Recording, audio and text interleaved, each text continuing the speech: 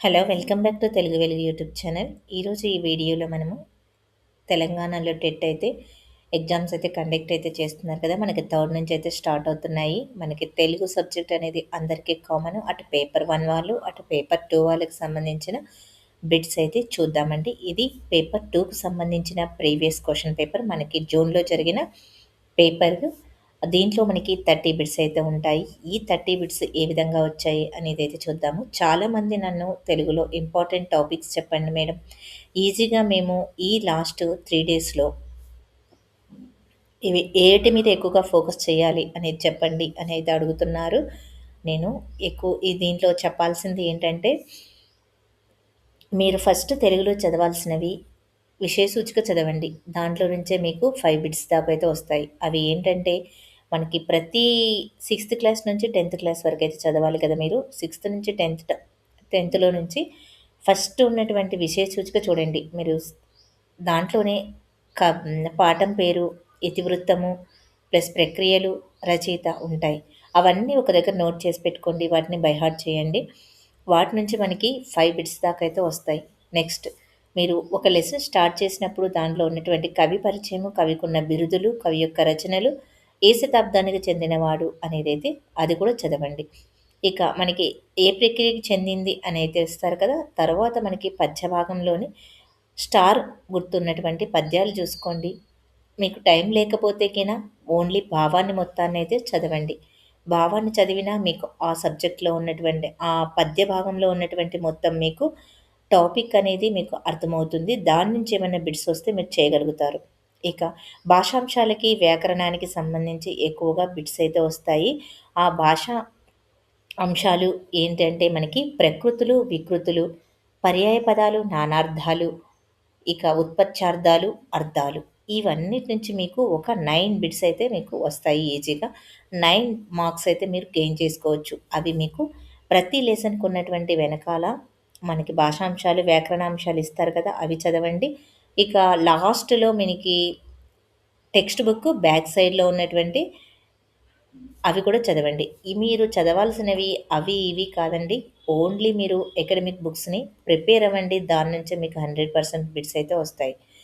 ఇక మనకి సందులు, సమాసాలు, ఛందస్సు, విభక్తులు ఉన్నాయి కదా! వీటి నుంచి మనకి ఒక 5 బిట్స్ అయితే వస్తాయి. అవి కూడా మీకు సిక్స్త్ నుంచి 10థ్ వరకు ఏ టాపిక్స్ మీకు సిలబస్‌లో ఏవేవి సందులిచ్చారు, ఏవేవి సమాసాలిచ్చారో వాటిని మాత్రమే చూసుకోండి. వాటి నుంచి మీకు బిట్స్ అయితే వస్తాయి. అవి ఆ టాపిక్స్‌ని మీరు చూసుకుంటే సరిపోతుంది. ఇక ఈ విధంగా అయితే తెలుగునైతే చదవండి. మీరు 30కి 30 మార్క్స్ అయితే గెయిన్ చేసుకోవచ్చు. చాలా స్కోర్ చేసుకునే సబ్జెక్ట్ ఏంటంటే మనకి తెలుగు మాత్రమే. ఇక సైకాలజీ కూడా చేసుకోవచ్చు. మీకు దీంట్లో నేను ఆల్రెడీ ప్రీవియస్ వీడియోస్ అయితే చేశాను. సైకాలజీ వీడియో కూడా ఉంది చేశాను. ఆ వీడియో కూడా మీరు చూడండి. తెలుగు కూడా చూడండి. కంటెంట్, మెథడాలజీకి సంబంధించి సోషల్ కూడా వీడియో చేశాను. అవి కూడా చూసేయండి.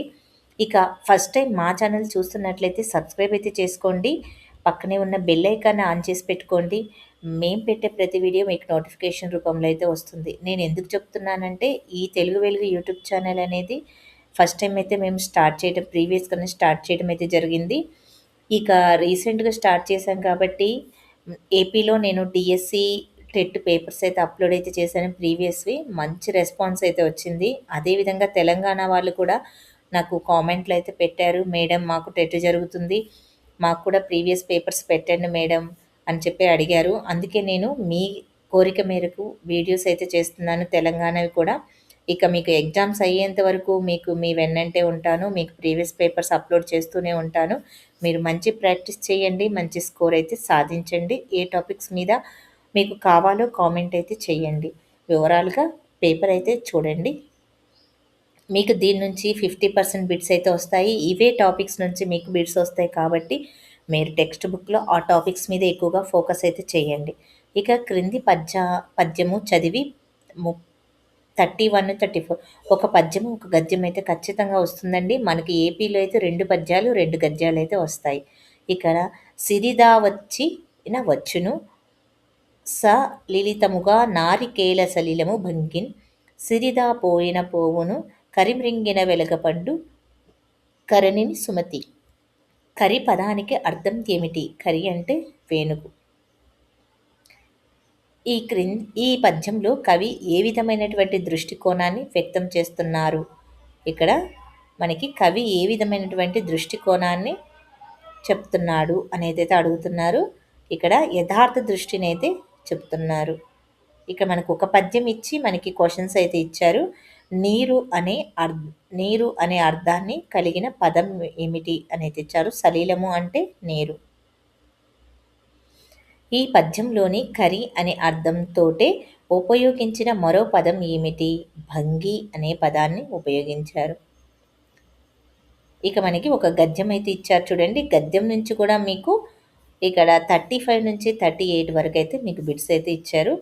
మనం ఈజీగా చేయొచ్చు. ఒగ్గు కళారూపం చూస్తుంటే ఒక నాటకం చూసిన అనుభూతి, ఒక నాటక కళను వీక్షించినంత ఆనందము, ఒక ప్రవచనము విన్నంత సంతృప్తి, ఒక సంగీత కచేరీలో దొరికే అంత రసాస్వాదన లభిస్తుంది. ఒగ్గు కథ ప్రదర్శనకు ఉపయోగపడే వాయిద్యాలలో ముఖ్యమైనది తప్పకుండా ఉండాల్సింది ఒగ్గు. పలు సన్నివేశాల్లోని తాళానికి అనుగుణంగా సంఘటనలకు అనుకూలంగాను వాయిస్తూ ఉంటారు. ఒగ్గు డోలు అన్ని వాయిద్యాల్లోకెల్లా పెద్దది, ముఖ్యమైనది. డోలు మోతతోనే కథ ప్రారంభమవుతుంది. గంభీరమైనటువంటి ధ్వని చేస్తూ ప్రతి సన్నివేశంలో తప్పక మ్రోగే వాయిద్యం డోలు.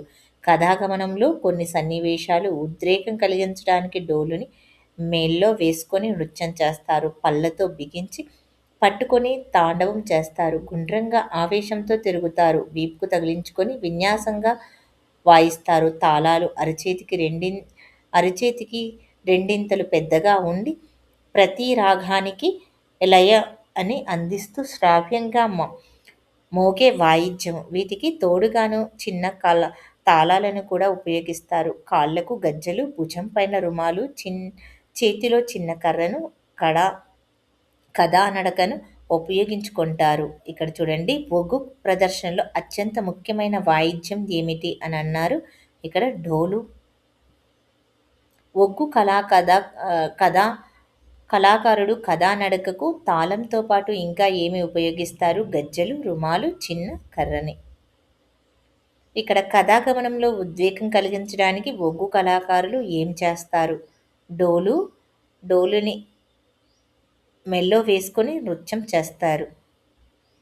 ఒగ్గు కథ ఎలా ప్రారంభమవుతుంది? డోలు మోతతో ప్రారంభమవుతుంది. ఇక్కడ ఉపమేయంలో ఉపమాన ధర్మాన్ని ఆరోపిస్తే అది ఏ అలంకారము? మనకి రూపకలంకారం అవుతుంది. ఉపమేయంని ఉపమానం ధర్మాన్ని ఆరోపిస్తే అభేదం చెప్పటాన్ని మనకి రూపక అలంకారం అని అంటారు. ఉపమానము అని అంటే లా అనేది, వలన అనేవి వస్తాయి కదా. పోలికను చెప్పడాన్ని ఉపమానము అంటారు. స్వభావము అంటే ఒక దానికి సంబంధించిన ఉన్నది ఉన్నట్టు దాని యొక్క స్వభావాన్ని చెప్పడాన్ని స్వభావోక్తి అలంకారం అంటారు. ఉత్ప్రేక్ష అలంకారము ఊహను గురించి చెప్పడాన్ని ఉత్ప్రేక్ష అలంకారాన్ని, ఊహించి చెప్పడాన్ని ఉత్ప్రేక్ష అలంకారము అంటారు. చతుర్మాత్రా గణాల పద్యం ఏమిటి?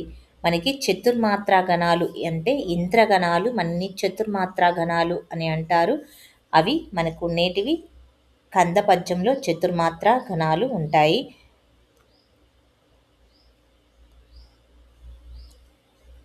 సంజ్ఞానాత్మక వాచక పూర్వపద సమాసం ఏమిటి? సంజ్ఞ వాచక పూర్వపద సమాసం, సంభావన పూర్వపద సమాసం. సంభావన పూర్వ సంజ్ఞ అంటే ఏంటి అంటే మనకి ఒక నేమ్, ఒక పేరు ఉండాలి. మీ పేరు కావచ్చు, ఒక ఊరి పేరు కావచ్చు, ఏదైనా మనకి ఉండడాన్ని సంజ్ఞావాచక పదము అని అంటారు. అవ్యాయీభావ సమాసము అంటే ప్రతిదినము అలాంటివి ఉంటాయి కదా అవి. బహువిహిరి సమాసం మీకు తెలుసు. ముక్కంటి ఇట్లాంటి పేర్లు ఉంటాయి కదా వాటిని బహువిహిరి సమాసం అని అంటారు. ఇక్కడ ద్వంద్వ సమాసం అని అంటే రెండు నామవాచకాలు ఉంటే దానిని ద్వంద్వ సమాసం. అన్నదమ్ముళ్ళు, రామలక్ష్మణులు అలాంటివి. మాయమ్మ ఏ సంధి ద్వారా ఏర్పడుతుంది? మాయమ్మ అనేది ఎడాగమ సంధి. ఇక్కడ మనకి యా అనేది ఆదేశంగా వస్తుంది కాబట్టి ఎడాగమ సంధి అవుతుంది. ఇక్కడ సరళాదేశ సంధి అంటే మనకు ధృత ప్రకృతాలకి కచట తపలకు ధృత ప్రకృతాలు ఆదేశంగా వస్తే దాన్ని సరళాదేశ సంధి అని అంటారు. పుపపాదేశ సంధి మీకు తెలుసు, పూ రావడము. ఇక్కడ గసడదవాదేశ సంధి, గసడదవలు ఆదేశంగా రావడాన్ని మనకి గసడదవాదేశ సంధి అని అంటారు. లోపలకు రావచ్చు ఈ వాక్యంలో ఏ కోవలోనికి వస్తుంది? లోపలకు రావచ్చు, అనుమతి తీసుకుంటున్నారు కదా మీరు, అనుమతి వాక్యం అవుతుంది. నిషేధార్థకం, ఇది చెయ్యొద్దు అని చెప్పడాన్ని నిషేధము. ఇది ప్రశ్నార్థకం అంటే మీరు ఎవరైనా క్వశ్చన్ చేయడాన్ని ప్రశ్నార్థకము. మీరేమిటి ఆశ్చర్యాన్ని కలిగించేవి ఆశ్చర్యార్థక వాక్యాల కిందకైతే వస్తాయి. ఇక ప్రథమం మీది పరుషములకు గసడదవలు ఆదేశముగా బహుళముగా నగును. ప్రథమం మీది పరుషములకు అంటే కచట తపలకు మనకి గసడదవలు బహుళముగా నగును అని సూత్రం ఇది గసడదవాదేశ సంధికి. అన్య విధములు నిత్యముగానగును. వైకల్పికం అంటే సంధి జరగవచ్చు జరగకపోవచ్చు, దానిని వైకల్పికము అని అంటారు. నిత్యము అంటే సంధి ఖచ్చితంగా జరగడాన్ని నిత్యము అని అంటారు.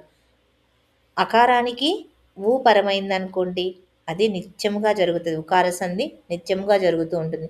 అన్య విధము అంటే అనేక విధాలుగా జరగడాన్ని అన్య విధము. జోదులు అనే వికృతికి పదానికి గల ప్రకృతి ఏమిటి? యోధులు అని అర్థము. క్రింది వాణిలో కులము అనే పదానికి నానార్థం కాని దానిని గుర్తించండి. నానార్థం కాని దానిని అంటే ప్రాణము. విసపు మేతరి అంటే ఏమిటి? విసపు మేతరి అంటే శివుడు, ఇది ఉత్పత్త్యార్థము. ఉపేక్ష అనే పదానికి గల సరైన అర్థాన్ని గుర్తించండి. అశ్రద్ధ, ఉపేక్షించడము. 70 సంవత్సరాల జ్ఞాపకాలు ఎవరి ఆత్మకథ? ఇక్కడ దేవులపల్లి రామానుజాచార్యులు. ముకురాల రామారెడ్డి గారు ఆకాశవాణి ఢిల్లీ ద్వారా పొందినటువంటి సన్మానం ఏది? జాతీయ కవి గుర్తింపు. చింది ఎల్లమ్మ ఏ విదేశీ గడ్డపైన తన తొలి ప్రదర్శన ఇచ్చింది? మాస్కో. రంగనాథ రామాయణ గ్రంథ రచయిత ఎవరు? గోన బుద్ధారెడ్డి. ఈ బిడుదురాజు రామరాజు జానపదానికి సంబంధించిన రచయితి. ఆర్వి సుందరం కూడా మనకి జానపద కథలకే వస్తాడు. కృష్ణకుమార్ కూడా. కవిరత్న అనే బిరుదు గల శతకకర్త ఎవరు? మనకి రావికంటి రామయ్య గుప్తా. ఇక్కడ చంద్రమౌళి రచించిన గ్రంథమే పద్యం ఏంటో చెప్పండి. శేషప్ప కవిది కూడా నరసింహ శతకాన్ని అయితే రచించాడు. మారద వెంకయ్య రచించింది సుమతి శతకాన్ని.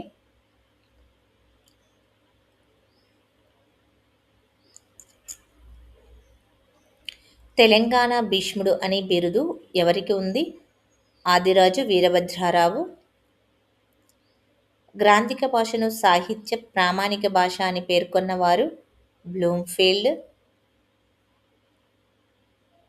ఇక్కడ చూపు మేర అంటే మనకి సైకాలజీ బిట్స్ మనకి ఇక్కడ 5 బిట్స్ అయితే వస్తున్నాయి.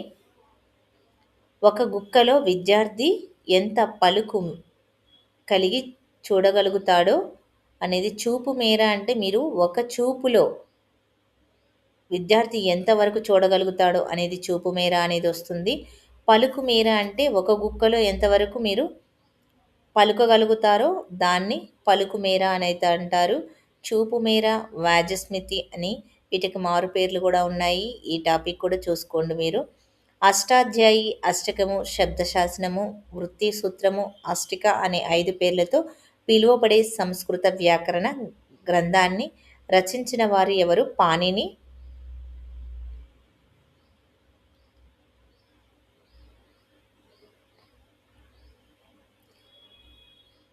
ఇక పద్య పాఠాల్లో రకాలు సరైన వాటిని గుర్తించండి అన్నారు. గజల్, ఇక వచన ప్రక్రియ అనేటివి సరి అయినవి. బోధన అభ్యసన సామాగ్రి ప్రయోజనాలలో సరైన వాటిని గుర్తించండి. విద్యార్థులకు ప్రత్యక్ష అనుభవాలు కలిగించడము ప్లస్ విద్యార్థుల్లో ఆసక్తిని, ఏకాగ్రతని పెంచాలి.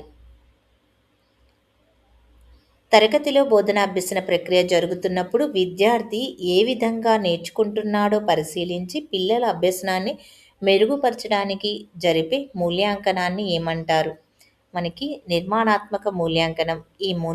ఇక్కడ మనకి మీరు మెథడాలజీలో చదవాల్సినవి ఇక్కడితో అయితే బిట్స్ అయితే కంప్లీట్ అయ్యాయి. మెథడాలజీలో మీరు మెయిన్‌గా చదువుకోవాల్సినవి కచ్చబోధన, బద్య బోధన, బోధనా పద్ధతులు ఉన్నాయి కదా! మాంటిసోరీది ఇవి చూసుకోండి. ఇక ఒక నిర్వచనం అయితే ఖచ్చితంగా వస్తుంది. ఇక్కడ మూల్యాంకనం పాఠం నుంచి ఒక బిట్ అయితే వస్తుంది. ఈ ఇవి మెయిన్ టాపిక్స్. ఇక్కడ బోధనోపకరణాల నుంచి ఒక బిట్ అయితే వస్తుంది. ఇవైతే మీరు మెయిన్‌గా చూసుకోండి. ఈ పలుకు మేర, చూపు మేర అనేది కూడా ఒక బిట్ అయితే ఇస్తారు.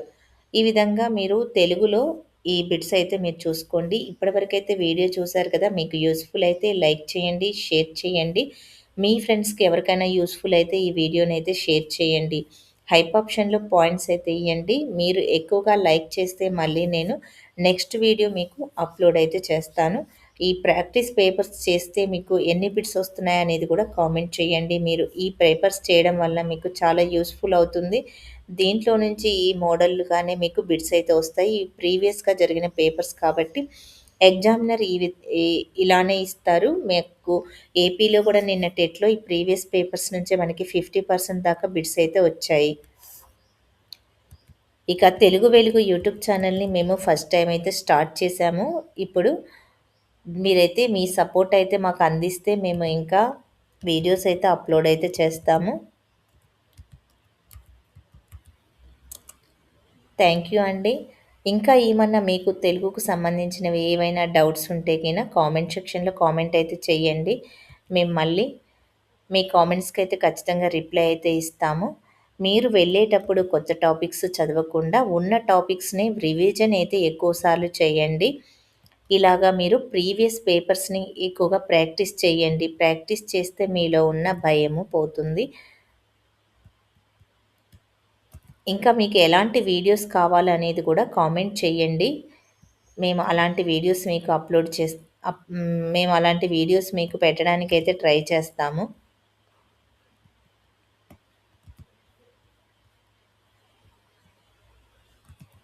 థ్యాంక్ యూ అండి. మళ్ళీ నెక్స్ట్ వీడియోలో కలుసుకుందాము.